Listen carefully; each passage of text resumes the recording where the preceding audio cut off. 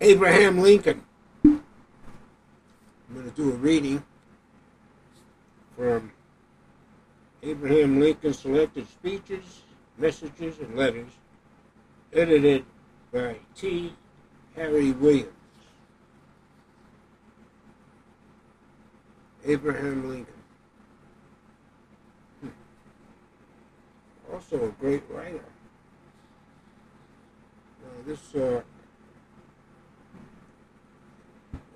This is the address to the Young Men's Lyceum of Springfield. The Young Men's Lyceum of Springfield, like similar societies in our towns, frequently invited local figures to discuss designated topics.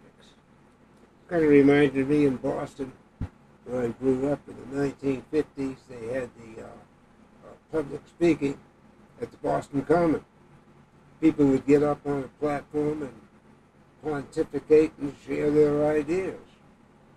I was just a kid walking by to go to work, but my ear kind of tuned into it, and it was fervent speeches and arguments. When Lincoln was asked to speak, he chose to emphasize what he considered a recent dangerous trend: mob violations of civil liberty. Does that sound familiar? It has been suggested by Edmund Wilson, a great literary critic, that in the section describing how a dictator might come into power, Lincoln was projecting himself into the role. A couple of readings from that. Persons, property.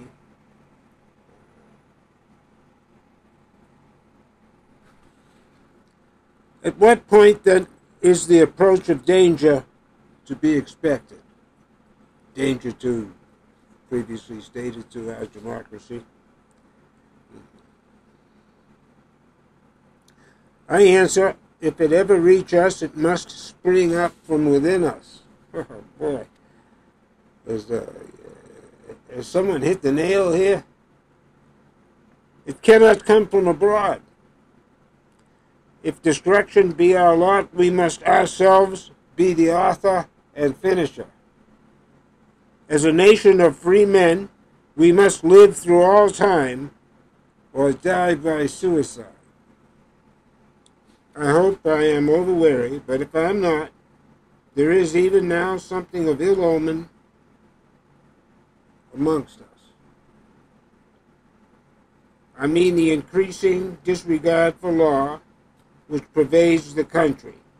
Now, I'm not subtle about criticizing Trump. It's because of that damn Trump. Now, I could use more colorful terms, but I don't think my mommy would be too proud of me if I did. Why drag myself down into hatred? It consumes you. Just observe and tweak your chin and go, Get a little angry.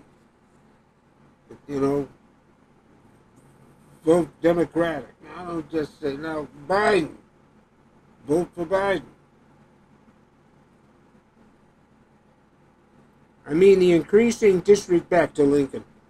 I mean the increasing disregard for law which pervades the country, the growing disposition to substitute the wild and furious passions in place of the sober judgment of courts and the worse than savage mobs for the executive ministers of justice.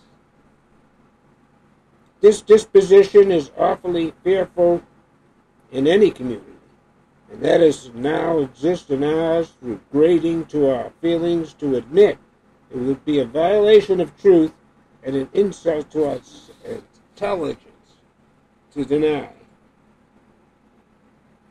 Accounts of outrages committed by mobs form the everyday news of the times.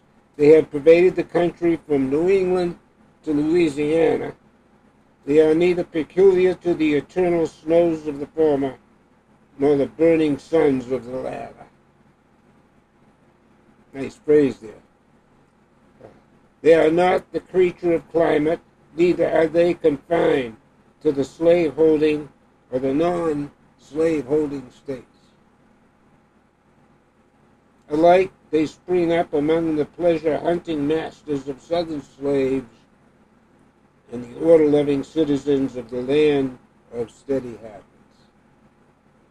Whatever then their cause may be, it is common to the whole country.